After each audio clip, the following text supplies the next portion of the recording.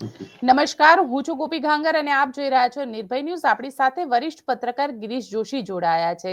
ગઈકાલે જે રીતે પાકિસ્તાન દ્વારા ડ્રોન અને મિસાઇલ છોડવામાં આવી અને અત્યારે જે મિનિસ્ટ્રી ઓફ એક્સટર્નલ અફેર્સ એટલે કે વિદેશ મંત્રાલયની જે પ્રેસ કોન્ફરન્સ કરવામાં આવી તેમના સ્પષ્ટ કરવામાં આવ્યું કે લગભગ 36 જગ્યાએ આતંકીઓએ ઘૂસણખોરીનો પણ પ્રયત્ન કરવામાં આવ્યો છે અને સાથે સાથે એ પણ કહેવામાં આવ્યું કે લગભગ 400 જેટલી મિસાઇલ અને ડ્રોનથી હુમલો કરવામાં આવ્યો હતો, જેને આપણી એર ડિફેન્સ સિસ્ટમ S-400 તોડી પાડ્યા છે. આપણી સાથે ગિરીશભાઈ છે. ગિરીશભાઈ સાથે જ વાત કરીએ. ગિરીશભાઈ, તમે તો 71ની વોર પણ જોયેલી છે. તમારી પાસેથી એ સમજવું છે કે ગઈકાલે જે રીતનું બ્લેકઆઉટ પણ કરવામાં આવ્યું હતું અને S-400 સિસ્ટમ જે રીતે કામ કરી રહી હતી અને જે રીતે ગઈકાલે અચાનક એવું લાગ્યું કે હવે યુદ્ધ થઈ ગયું. આજે વિદેશ મંત્રાલય એવું કીધું કે અમે માત્ર ડિફેન્સ કરી રહ્યા હતા. બેન, એક ચીજ તો જેમ આપણે નક્કી કર્યું હતું કે આપણે વાત કરી હતી કે એ લોકોને અત્યારે ઘણા બધા ફ્રન્ટ ચાલુ થઈ ગયા છે.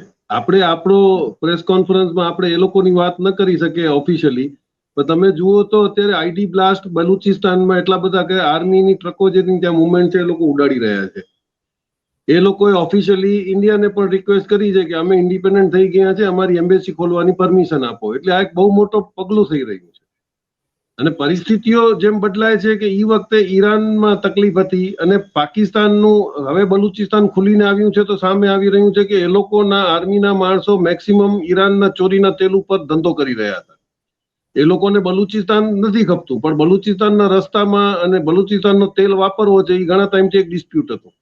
આની અંદર ઘણા બધા એક્સપર્ટોને કે આપણે એમને વાત કરીએ ને તો એમણે એમ કીધું છે કે આની અંદર ચાઇના, જેમ તમે કરો છો કે ચાઇના કદાચ ઇન્ડિયાને પાકિસ્તાનને મદદ કરે છે, પણ ચાઇનાનો ઇન્ટરેસ્ટ એમાં છે કે પાકિસ્તાન ટૂંકું થઈ જાય તો એનો ધંધો બહુ વ્યવસ્થિત રીતે ચાલશે. કારણ કે એનું ડિસ્ટર્બન્સ બલુચિસ્તાન અને પીઓકેમાં જ જે એને CPEC કર્યું છે, ચાઇના પાકિસ્તાન ઇકોનોમિક કોરિડોર, એમાં મોટામાં મોટી નડતર પીઓકે અને બલુચિસ્તાન જ છે. અને પાકિસ્તાન પોતે નુકસાન કરે છે અને બલુચિસ્તાનના નામે એ લોકો કહી દે છે કે ભાઈ એ લોકોના આતંકવાદીઓ તમને પરેશાન કરી રહ્યા છે. ચાઇનાએ પોતાની આર્મીઓ મોકલી છે. બપોરે એવા સમાચાર આવ્યા કે એમની જે પાઇપલાઇન ચાલતી હતી ઈરાન સાથેની, એમાં પણ કોઈકે બ્લાસ્ટ કરવાની કોશિશ કરી છે કે બ્લાસ્ટ થયું છે. એટલે ઇકોનોમિકલ સિચ્યુએશનમાં તમે જુઓ તો ચાઇનાનો ઇન્ટરેસ્ટ એ છે કે $1 ટ્રિલિયન જે મેં રોકાણ કર્યું છે પાકિસ્તાન અને ઈરાનમાં, એ મારો સેફ રહેવો જોઈએ. અને અત્યારે જે છમકલા થઈ રહ્યા છે એમાં પોતાના ત્યાં ડિસ્પ્યુટ છે. તમે જુઓ તો શાબાઝ ખાનનો જવાબ કે ધીસ ઇઝ વોર એ 2 દિવસ પછી આવે છે. મુનીર એક એવી વ્યક્તિ છે, તમે જુઓ તો અત્યાર સુધીના 47 પછી જેટલા પણ એ લોકોના આર્મી ચીફ આવ્યા ને, એ કાં બધા ઇંગ્લિશ ગવર્મેન્ટમાં ટ્રેન્ડ હતા અને કાં ઇંગ્લિશ કલ્ચરને ફોલો કરતા હતા. એટલે એ લોકોનું બધું લાઈફસ્ટાઈલ અલગ હતું. આ પહેલી વાર મદ્રેસામાં ભણેલો ચીફ આવેલો છે, એટલે એની માનસિકતા આતંકવાદ સિવાયની કોઈ હોઈ ન શકે, એ તો આપણે જાણીએ છીએ. અત્યારે પોતે તકલીફમાં છે કારણ કે પાર્લામેન્ટમાં એનો પણ વિરોધ થવા માંડ્યો છે કે તે વગર પ્લાનના કોઈ પણ કાર્યક્રમની અંદર તું સ્ટેટમેન્ટ કેમ કરે. એટલે ત્યાં બધા ડિસ્પ્યુટ થયેલા છે. આપણે કરીએ છીએ, આપણે આપણો જ વિભાગ કહીએ છીએ, અને એ લોકો પાસે અત્યારે ટેકનિકલ વોર કરવા સિવાય બીજો કોઈ રસ્તો છે એની જમીન ઉપર એ લોકો નહીં આવે. એ લોકો આપણું એટેન્શન ડાયવર્ટ કરવાનું કરે છે, જે હંમેશા એ લોકોએ કર્યું છે. એ લોકો એક્સપોર્ટ પકડી અને આપણને કોન્સન્ટ્રેટ કરવાની, પણ એ લોકો મિસફાયર ક્યાં થયા છે? એ લોકોને હતું કે જેવું આપણે એક ફ્રન્ટ ખોલશું એ જ રીતે ચાઇના અને બાંગ્લાદેશ એ બાજુથી તમારો ફ્રન્ટ ખોલશે. ચાઇનાના ઓલરેડી પાકિસ્તાનની આર્મી બાંગ્લાદેશમાં છે, પણ ઇનએક્ટિવ થઈ ગઈ છે ગમે એ કારણસર કે આપણે કઈ એક્શન લીધું. એટલે એ બધું આપણે ખુલીને ન કહીએ, પણ કંટ્રોલ તો આવી ગયું છે. હવે પાકિસ્તાન એકલું પડી ગયું છે. અને F-16 ની જે વાત કરો તો એમાં તમે ટેકનિકલી જાણ કરી દઉં કે F-16 એ લોકોને આપેલા હતા 1988માં, અને અમેરિકાનું સીધો એક એગ્રીમેન્ટ હતું કે F-16 તમે ભારતની વિરુદ્ધ નહીં વાપરો તો જ તમને આપશું, તમે ફક્ત એન્ટી ટેરરિઝમ માટે વાપરશો, જે તમે કહો છો કે અમને અફઘાનિસ્તાનથી તકલીફ છે કે બલુચિસ્તાનથી તકલીફ. એને કારગિલમાં વાપર્યા પછી એગ્રીમેન્ટ કેન્સલ થઈ ગયો છે ને એને અપગ્રેડેશન મળેલું નથી. એટલે ઈ રમકડું એના માટે નકામું છે. એટલે ઈ જે અત્યારે બાગા પુકારે છે, પણ મોટું વાત એ છે કે આની અંદર અત્યારે આપણે માર્કેટિંગ સેટઅપની અંદર બેની વચમાં ફસાઈ ગયા છે. તમે જુઓ તો ચાઇનાના પોર્ટલથી પહેલા ચાલુ થયું કે 3 રાફેલ ફગાવી દીધા અને રાફેલની માર્કેટ ખતમ થઈ ગઈ, એટલે ત્યાં શેર પડ્યા એ લોકોના. તરત જ ફ્રાન્સની સાઇટ ઉપરથી એવા મેસેજ આવ્યા કે નહીં, F-16 જે અમેરિકન હતું અને ચાઇનાએ જે JF આપ્યું છે 17, એને એ લોકોને પાડી દીધા છે કે એ લોકોના પ્લેન પડ્યા. પછી જે મિસાઇલ એન્ટી મિસાઇલ આપી હતી ચાઇનાએ, એ તો ફૂટ્યા પહેલા જ બસ થઈ ગઈ. એટલે આ લોકોનું અત્યારે મીડિયા વોર ઈ ચાલી રહ્યું છે કે કોના હથિયાર સારા છે એમ, જે અમેરિકા આટલા ટાઈમથી કરતું હતું. એટલે અત્યારે ઈ વોર ગેમ ની અંદર શું આપણને હિન્દુસ્તાનને આપણે એ લોકો એક માર્કેટિંગ માટે વાપરી લીધો છે કે એ લોકો પોતાની શક્તિ પ્રદર્શન માટે વાપર્યો છે, ઈ એંગલ પણ આપણને જોવું પડશે. અને અત્યારે જે આ લોકો સરક્રિકમાં ને કરી રહ્યા છે, તો સરક્રિકમાં તમે જાણો છો સૌથી ટોપ વિજિલન્સ આપણું ત્યાં તૈયાર છે. 3 લેયરની સિક્યોરિટી છે. કોટેશ્વર થી 5 નોટિકલ માઇલ તો તમારે મરીન પોલીસ બેઠી છે. મરીન પોલીસ પાસે પોતાની સ્પીડ બોટો છે, પોતાની સિક્યોરિટી સિસ્ટમ છે અને આખી એક સ્ટેન્ડ બાય અરેન્જમેન્ટ છે. 5 થી 15 ની નોટિકલ માઇલમાં તમારી કોસ્ટગાર્ડ બેઠી છે, જેની પણ ઓફિસ કોટેશ્વરમાં છે, નલિયામાં પણ છે. એ લોકો પાસે ક્રાફ્ટ રેડી છે, ફાઇટિંગ ક્રાફ્ટ રેડી છે અને બીઓપીસ છે. સામે બીએસએફ જે છે, બીએસએફ ની બીઓપીસ પણ છે, જે કોર્ડિનેશનમાં તમારી 15 થી ઇન્ટરનેશનલ મેરીટાઈમ બોર્ડર સુધી તો એ લોકોને તમારી નેવી ચાલે જ છે. એટલે સીઆઈએસએફ બીએસએફ ની કોસ્ટગાર્ડ ની બોટ્સ બીઓપી ફ્લોટિંગ જે આઉટપોસ્ટ કે છે ઈ છે. એટલે 3 લેયર સિક્યુરિટી અંદર ત્યાં બધા એટેક કરી અને એટેન્શન ડાયવર્ટ કર્યા છે, કઈ કરી ન શકે. ઈ એરિયા તમે વિઝિટ કર્યું છે કે ત્યાં કોઈ એવી વસ્તી નથી કે ડ્રોન ફેંકીને લોકો કઈ મોટું નુકસાન કરી શકે, નથી ત્યાં કોઈ મોટું ઇન્વેસ્ટમેન્ટ. હા, ખાવડા બોર્ડર ની અંદર આપણા સોલાર એનર્જી ને એનો પ્લાન્ટના કઈ ડિસ્ટર્બ કરવું હોય, પણ ઈ એના માટે વેલ્યુએબલ નથી. આજે સોલાર તમારા પ્લાન્ટ ઉપર કદાચ ખાવડાને તમે મારો તો એનાથી ઈ લોકો અત્યારે જે ટાર્ગેટ કરશે એ બહુ જ આપણા માટે વાઇટલ ઇન્સ્ટોલેશન હશે, એના ઉપર એ લોકોની નજર હશે. એટલે ચોક્કસનો રહેવાની જરૂર છે કે આ નાના નાના સમકલાની અંદર કોઈ મોટું ગા ના કરી જાય. એના માટે ઓફિસ છે કે ઇન્ટેલિજન્સ તો હશે જ, પણ 71 ને અત્યારમાં જે ફરક છે કે અત્યારે આપણી પાસે એવી 14 સેટેલાઇટો આપણી જે ડિફેન્સને ડેડિકેટેડ છે અને ઈ સર્વેલન્સ માટે જમીનથી 3 મીટર સુધી એક્ઝેક્ટ વિઝ્યુઅલાઇઝ કરી શકે એવી બધી આપણે એની અંદર કેમેરાના અરેન્જમેન્ટ છે. અને ઈ લોકો ગાઈડેડ તમારા ડિફેન્સ સાથેના સેન્ટ્રલ કંટ્રોલ રૂમ સાથે ગાઈડેડ, એટલે તમને એક્ઝેક્ટ લોકેશનમાં જે મુવમેન્ટ થાય છે તમને રિયલ ટાઈમમાં ખબર પડે જ છે. પ્લેન ઉપડે તો તમે ખબર પડે છે. ભુજનો જે રડાર છે ઈ કદાચ એના માટે નજરમાં હોય, કારણ કે ભુજનો રડાર જે ડોપલર રડાર છે ઈ તમારો કરાચી નહીં, ઠેઠ ઈરાનની બોર્ડર સુધી તમારે મોનિટર કરી આપે છે કે ભાઈ કયો પ્લેન ઉપડ્યો, ત્યાં કયો મુવમેન્ટ થયું, રનવે ઉપર શું મુવમેન્ટ થાય. એટલે એ લોકો ઈ ટાર્ગેટ કરવાની કોશિશ કરતા હશે, પણ અત્યારે જે આપણી સિક્યોરિટી સિસ્ટમ છે એનામાંથી પેનિટ્રેટ કરીને આવી શકે એમ નથી. પણ હવે જે પણ જીદમાં આવીને એ લોકો કરવાની કોશિશ કરી રહ્યા છે એનું જ પરિણામ હોઈ શકે, પણ નુકસાન જાજુ કરી શકે એવી આવી પરિસ્થિતિમાં અત્યારે પાકિસ્તાન નથી. પણ સાથે ગિરીશ કાકા એક વસ્તુ એ પણ સમજવી છે, જે રીતે કચ્છની અંદર આખી પરિસ્થિતિને તમે જોવો, જીઓગ્રાફિકલી કચ્છને જોવા જઈએ તો ગઈકાલે કચ્છની અંદર પણ આ લોકોએ 3 ડ્રોન મોકલ્યા હતા અને 3 ડ્રોનને તોડી પાડવામાં આવ્યા હતા, જેવી રીતે કાશ્મીર પૂંજની અંદર હતું, જેસલમેર ને એ બધે. અને આજે વિદેશ મંત્રાલય એવું કીધું કે મેન એ લોકોનો જે ટાર્ગેટ હતો એ ટાર્ગેટ જ્યાં આપણો આર્મી બેઝ હતો કે એરફોર્સ બેઝ હતો એને એ લોકો ટાર્ગેટ કરી રહ્યા હતા. તમે ઈ જુઓ તો ઈ લોકલ માણસની ભાષામાં આપણને સારું લાગે કે ડ્રોનની એટલી કોઈ સ્પીડ નથી હોતી. આપણે જે વરીસમ હોય છે ઈ આપણી મિસાઇલોની સ્પીડ હોય છે. ડ્રોન જે એની સ્પીડમાં આવતું હોય અને એને કોઈ સ્લુત તો છે નહીં કે ભાઈ રડારમાં નહીં દેખાય, વોચ થાય છે. અને એને તો સિમ્પલ તમે એન્ટી એરક્રાફ્ટ ગન થી પણ પાડી નાખો છો એકવાર તમે ફાયર ચાલુ કરો તો. એન્ટી એરક્રાફ્ટ ગન આપણે તો 65 થી વાપરી રહ્યા છે. એટલે ઈ પોસિબલ આ ધ્યાન ભટકાવવાની વાત છે. મિસાઇલમાં તમે એફિશિયન્સી જુઓ તો રાફેલમાં મેં પહેલેથી બધાને કીધું હતું કે ભાઈ રાફેલને ફગાવવાની કોઈ પરિસ્થિતિ હતી નહીં, કારણ કે રાફેલ પાકિસ્તાન બોર્ડરમાં એન્ટર જ નથી કર્યું. રાફેલની એક સિસ્ટમમાં એવું છે કે ઈ જ્યાં પણ ઉડે એની વિસિનિટીમાં નીચેના બધા જે રડાર્સ છે કે જે ફ્રીક્વન્સી છે એને ઈ બંધ કરી નાખે છે. ઈ એનું મોટામાં મોટું પડે. આજે રાફેલનું નામ શું કામ છે? એનામાં ઘણા બધા ગેજેટ્સ લાગેલા છે. પછી પાયલટને એમાં વોકલ સિસ્ટમ છે, ઈ શૂટ કે એટલે ઈ મિસાઇલ ઓટોમેટિકલી ઓન થઈ જાય, એટલે એને બટન દબાવવાનો પણ ટાઈમ વેસ્ટ નથી કરવો પડતો. ને મોટામાં મોટી ખાસિયત છે કે એની અંદર જે હેમર મિસાઇલ લાગેલા છે, ઈ હેમર મિસાઇલનું ઈ છે કે તમે જે ડાયરેક્શનમાં એને લોકેટ કરીને માર્યો ઈ લોકેટ ત્યાં જઈને જ ફાટે. એટલે એકદમ પિન પોઈન્ટ કરીને એટેક કરે. અને એનો નતીજો આપણે જોયો કે 7 જે આતંકી કેમ્પ જે પીઓકેમાં તોડેલા છે, હવે એનું ટેકનિકલ તમે ખાલી જોડો ને તો એની જે હેમરની રેન્જ છે 70 કિલોમીટરની છે. એટલે અહીંયાથી 70 કિલોમીટર તો તમારો જે પીઓકે ના કેમ્પ હતા એ તો તમારા જમ્મુ એરપોર્ટ થી 32 અને 38 કિલોમીટરની રેન્જમાં હતા. એટલે ઈ પ્લેન જમ્મુ એરપોર્ટ થી ઉપર ઉડી અને ત્યાંથી જાણે હેમર ફાયર કર્યા છે અને કેમ્પો તૂટી ગઈ છે. તો એમાં ફાયર કરવાની એલઓસી ની આ બાજુ તો પાકિસ્તાન કેવી રીતે આપણા પ્લેન ઉપર ફાયર કરી શકે? એટલે ટેકનિકલી પોસિબલ નતું. એમણે પોતાના ટાર્ગેટ કર્યા. એટલે જે દિવસે આપણે પછી મિસાઇલો વાપરવા ઉપર આવશું તેથી પાકિસ્તાન કેટલું નુકસાન ભોગવશે એ કદાચ એને અંદાજ કરવો પડે. હવે એના માટે મોટામાં મોટો બેકઅપ આપણો આવી ગયો કે આપણી ત્યાં એરક્રાફ્ટ કેરિયર કરાચીની બહાર આવીને ઊભી છે. હવે એમણે 71માં પણ આપણે અંદર ઘૂસીને મારેલા છે, એ જાણે છે. અને પાકિસ્તાનની આર્મી કેટલી ટ્રેન છે ને અત્યારે એ લોકો સૌથી વધારે કન્ફ્યુઝ છે બલુચિસ્તાન બોર્ડર ઉપર થઈ રહ્યા છે. એટલે હવે જો નક્કી કરે 24 કલાકમાં આ લોકોને બંધ કરવું પડશે, નહીં તો બલુચિસ્તાન સાથે લડવું અને આપણા સાથે લડવું એટલી કેપેબિલિટી આજે એ લોકોની આર્મીમાં કે નેવીમાં એરફોર્સમાં છે નહીં. પણ સાથે ગિરીશભાઈ એક વાત એ પણ સમજવી છે, કારણ કે જે રીતે અત્યારે યુએસ સેક્રેટરી સાથે ઇન્ડિયાએ વાત કરી અને ગઈકાલે જે રીતે જેડી વેન્સનું નિવેદન આવ્યું હતું, એટલે ક્યાંક ને ક્યાંક યુએસ પણ આ આખા મામલાની અંદર ભારતની સાથે રહેવાની જગ્યાએ એ ડિપ્લોમેટિક જવાબ આપી રહ્યું છે યુએસએ પણ. આપણને કયા કારણસર અમેરિકા બહુ વાલો લાગે છે એ તો ડિપ્લોમેટિકલી આઈ ડોન્ટ નો, પણ તમે જુઓ કે આના સ્ટેટમેન્ટ ટ્રમ્પનો પહેલો શું આવ્યો, ઇટ ઇઝ શેમફુલ. આજે એના મારી ગયા ત્યારે તું કઈ ના બોલે, પણ અમે માર્યો તો તને શેમફુલ લાગે છે. એટલે એની માનસિકતા તમે જુઓ. જેડી વેન્સ અહીંયા બેઠો છે, આ બધા અત્યારે વેપારીઓને ખબર છે કે 2 લાખ કરોડના હથિયાર તો આપણે 2 વર્ષમાં લીધેલા છે. એ લોકોને એમ થાય છે કે આવડી મોટી માર્કેટ છે તો આપણું શું કામ ન લે, આપણે બધા શું કામ ન વેચીએ. એટલે બધા પોતપોતાનો સામાન વેચવા આવી રહ્યા છે ત્યારે. એટલે એને બધો ઇન્ટરેસ્ટ છે અને એ પોતે એમ કે છે કે હજારો વર્ષથી ભારત અને પાકિસ્તાન લડે છે, એને ઇતિહાસની ખબર નથી કે ભાઈ 72 વર્ષ જ થયા છે આ દેશોને અલગ થતા, તો 1000 વર્ષથી કેમ લડતા. એટલે એ કાંઈ પણ બોલે છે, પછી ઇન્ટરવેન કરે છે. મોટું એને ટેન્શન એ થયું છે કે તમે ઓલું જુઓ તો રશિયા અને ચાઇનાએ આજે મોટો વિક્ટરી દિવસ મનાવ્યો છે.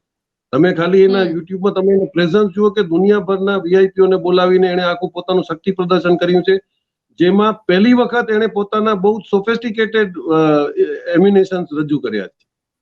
એટલે અને એ લોકોએ 27 એગ્રીમેન્ટ્સ કર્યા છે ચાઇના અને રશિયાએ, જેમાં ટેલિકોમ્યુનિકેશન, સિક્યોરિટી અને એ બધા એગ્રીમેન્ટ્સ એ લોકો કર્યા છે ત્યાં. એટલે એક મોટું ટેન્શન અમેરિકાની છે કે જે રીતે એ બધાને ટેરિફ વોરની અંદર ગેલી અને અમેરિકા ચાઇનાને પાઠ ભણાવવા માંગતો હતો, એ બધું મિસફાયર થયું છે.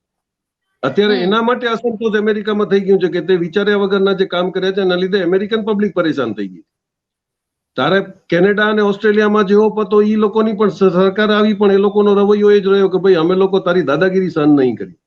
એટલે પરિસ્થિતિ વિચિત્ર છે. પણ અત્યારે અમેરિકાની સાથે બહુ આપણને લાભ જો લેવા જાશું તો આપણને કઈ વધારે ફાયદો નહીં થાય. હા, બાકી ઇઝરાયલને આપણે ડ્રોન બનાવવાના જે લાભ આપ્યા કે અદાણી સાહેબને કામ આપ્યું ને આપણે કિલર ડ્રોન બનાવ્યા, એમાં પણ ફ્યુચરની અંદર આજે આપણે જેમ ટર્કી આવીને મદદ કરવા આવ્યું છે તો એને ખબર છે કે ભાઈ આ લોકો પાસે જે ઇઝરાયલના ડ્રોન છે એ વાપરશે, એટલે ઓબ્વિયસ છે કે જૂની ભાઈબંધી નિભાવશે. પણ જે આપણો હંમેશાનો ટેસ્ટેડ ફ્રેન્ડ છે રશિયા, એ તમે જુઓ કે જેવી ટર્કીની ત્યાં શિપ આવી છે 2 વોરશિપ્સ, તરત જ 2 રશિયાની પણ વોરશિપ આવીને ત્યાં ઊભી રહી ગઈ છે. એ જ 71માં પણ એને કર્યું. 71માં જયારે ઇન્દિરા ગાંધીએ ના પાડી કે તારી વાત નહીં માનું, હું પાકિસ્તાનના 2 ભાગ કરીશ, તો આપણને પ્રેશર કરવા માટે એને પોતાનો 5મો બેડો અહીંયા મોકલ્યો હતો. ખાલી રિક્વેસ્ટ જ કરી ઇન્દિરાએ કે ભાઈ 5મો બેડો આવ્યો છે, અને 48 કલાક કે 72 કલાકની અંદર એ લોકોની 2 સબમરીન આવી અને એની પાછળ ઊભી રહી ગઈ હતી. જે દાદાગીરી ઇન્દિરાએ રેગન સાથે કરી હતી કે હવે તારે કરવું હોય તો મારા પણ મિત્રો પાછળ ઊભા છે, અને એ બેડો પાછો ગયો. એટલે ઇન્ટરનેશનલની અંદર પરમેનન્ટ ફ્રેન્ડ ને ફોઝ નથી હોતા, એ એજન્ટમેન્ટ ચાલ્યા રાખશે. કાલે કદાચ પાકિસ્તાનના ટુકડા થઈ જાય તો એ ટર્કી પાછો આપણા ત્યાં ભાઈબંધી નિભાવવા આવશે. પણ ગલ્ફ કન્ટ્રીઝ અને આ બધા અત્યારે જે ડબલ ગેમ રમી રહ્યા છે, કાલે તમે લાઈવમાં જુઓ તો ચાઇનાથી એક પ્લેન નીકળ્યું છે ટર્કીનું, એ કરાચી ઉતરવાનું હતું, કરાચી ડિસ્ટર્બન્સ થયું તો પછી ઇસ્લામાબાદ ગયું છે. એટલે પાછળ ઘણી બધી ગેમ ચાલી બી રહી છે. પણ મને શ્યોર ખ્યાલ છે કે આપણા આર્મી અને ઇન્ટેલિજન્સ વાળા બધું વોચ કરી રહ્યા હશે અને એ લોકો પ્રી પ્રોગ્રામ કરી લેશે. જી.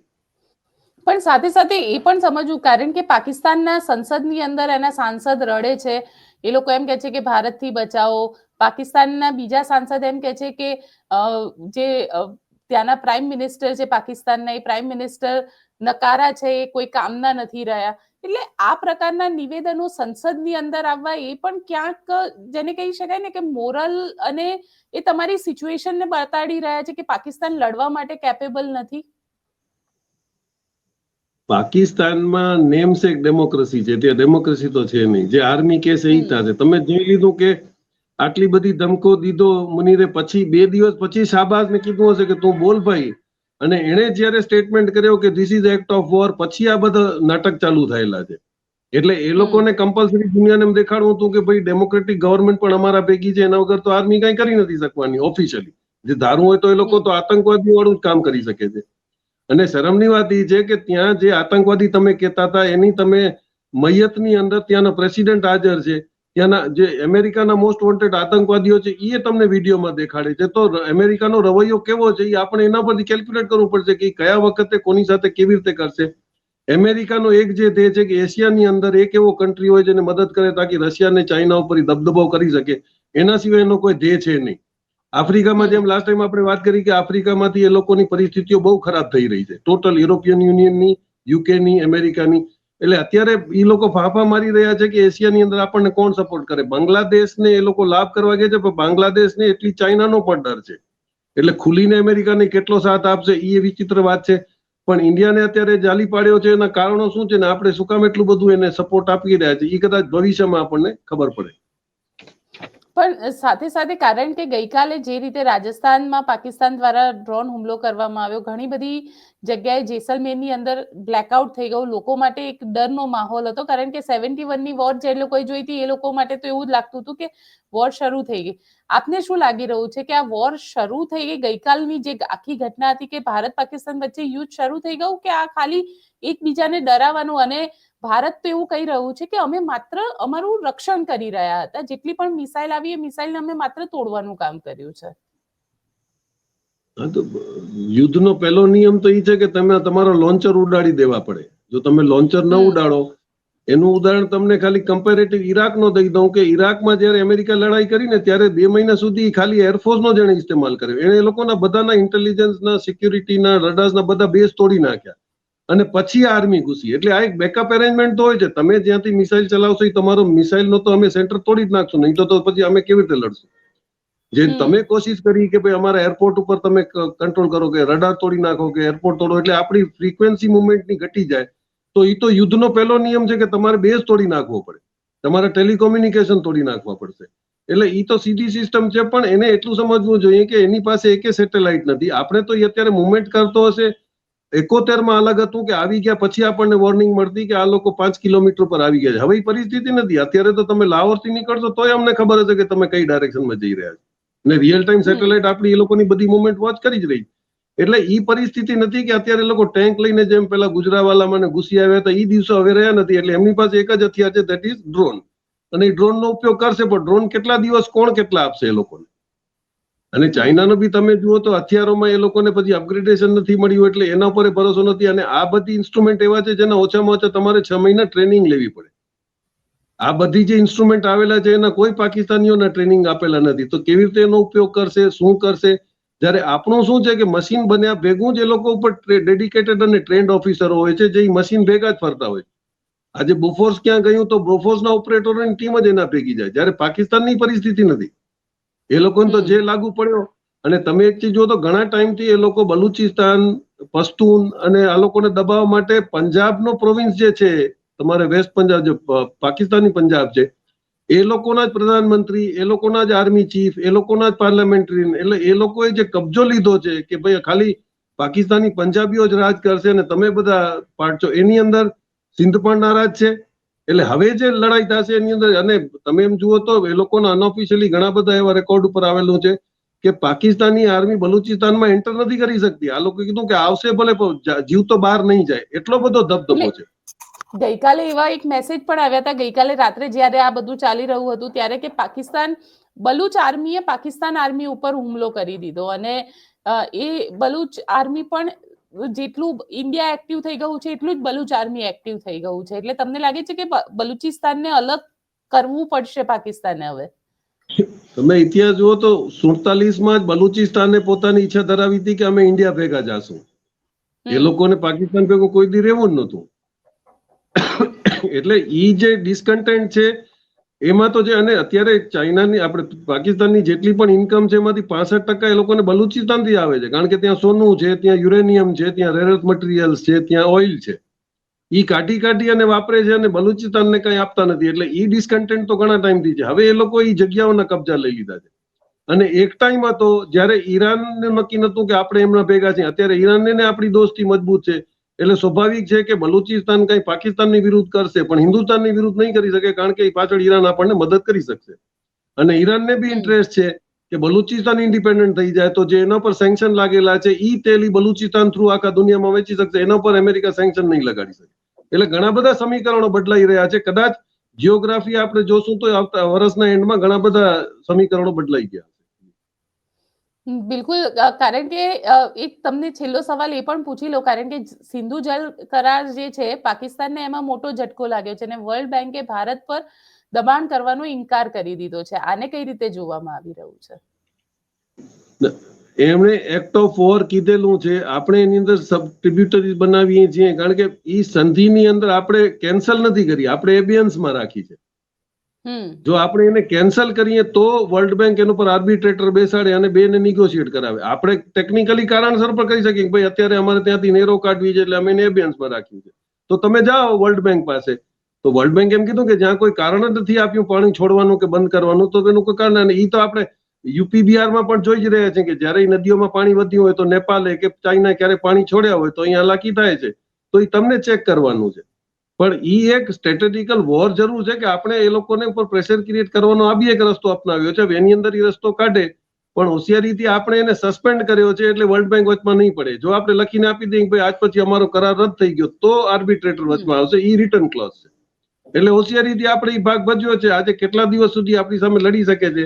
ઇતિહાસમાં 47 થી અત્યાર સુધીની 4 લડાઈઓમાં પાકિસ્તાન આપણાથી મહિનાથી કે 15 દિવસથી વધારે લડી શક્યું નથી. ઈ ઇતિહાસ છે. કારણ કે એને સામે રિસોર્સિસ તો જોશે ને, એની પાસે ઇન્કમ શું છે? આજે એની પાસે બધાથી લડી આજે અફઘાનિસ્તાનથી લડી રહ્યો છે, બલુચાસ્તથી લડી રહ્યો છે, તો એના રિસોર્સિસ બી તો ત્યાં વપરાઈ રહ્યા છે. એટલે ઇકોનોમિકલી એટલો સદ્ધર છે નહીં, એનામાં ત્યાં કોઈના ઇન્વેસ્ટમેન્ટ આવતા નથી. માન તને ચાઇનાએ કમાઈનો રસ્તો આપ્યો તો કે ભાઈ ગ્વાદર પોર્ટથી હું લાઈન નાખું છું, તો એનામાં એ લોકોને સંતોષ નથી. એટલે એ બધું જે બની રહ્યું છે, એટલે અત્યારે એને કોઈ સપોર્ટ કરવા તૈયાર નથી. એટલે ક્યાં સુધી લડશે મને નથી લાગતું કે અઠવાડિયાથી વધારે પણ આ લોકો ખેંચી શકશે. આની અંદર ઘણા બધા ઉથલ પાથલ પાકિસ્તાનમાં થવાની શક્યતા. બિલકુલ ગિરીશભાઈ, આપ અમારી સાથે જોડાયા તેના માટે આપનો ખૂબ ખૂબ આભાર. તો આપ શું વિચારો છો કોમેન્ટ બોક્સમાં ચોક્કસથી લખજો અને અમારી ચેનલ નિર્ભય ન્યૂઝને લાઇક, શેર અને સબસ્ક્રાઇબ કરવાનું ભૂલશો નહીં. આભાર.